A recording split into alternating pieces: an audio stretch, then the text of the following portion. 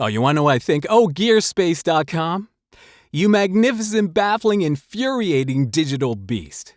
To call you a forum feels insufficient. You're more of an online archaeological dig site, a sprawling digital landfill, or perhaps a particularly ambitious, perpetually under construction public access TV show dedicated solely to the nuanced hum of phantom power. And I'm being generous because I'm giving you 2.5 stars because sometimes, just sometimes, like finding a perfectly preserved fossilized earwax ball, you offer a moment of morbid fascination.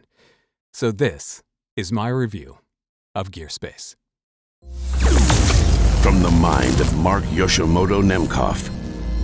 Tell me if this has happened to you. You arrive at Gearspace with a simple query, perhaps something innocent like, hey, does anyone have experience with XYZ mic pre?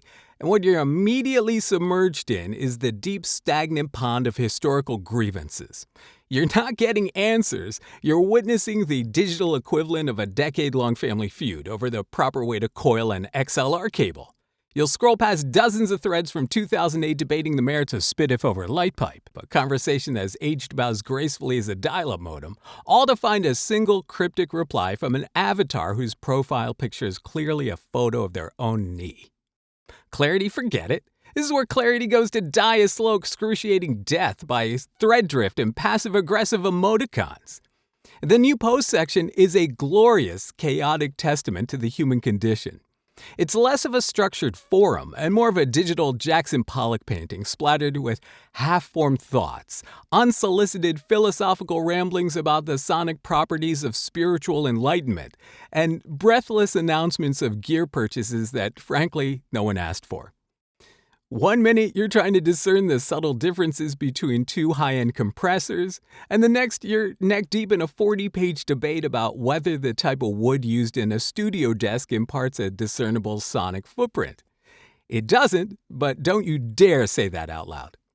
The sheer unyielding confidence of the profoundly misinformed is truly a sight to behold, like watching a very earnest toddler attempt advanced calculus.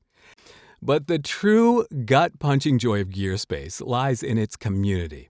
It's a place where asking for advice on a basic mixing technique will inevitably lead to someone implying your ears are defective, your monitoring environment is akin to a cave, and your very existence is an affront to the purity of sound.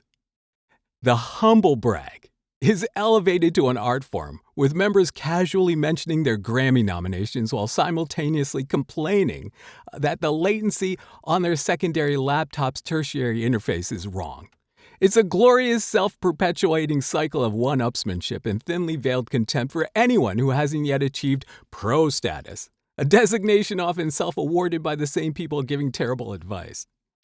So yes, 2.5 stars, because despite the existential dread, the endless scrolling, and the nagging suspicion that I'm slowly losing brain cells with every page refresh, Gearspace.com remains a particular, almost gravitational force.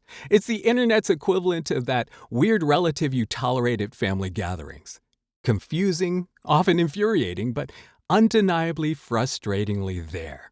Now, if you'll excuse me, I need to go to see if anyone has figured out what that buzzing sound is in the Post Your StudioBricks thread from 2005. I'm almost certain it's just a faulty light switch. Gearspace, what do you think? Let me know in the comments. All right, until next time.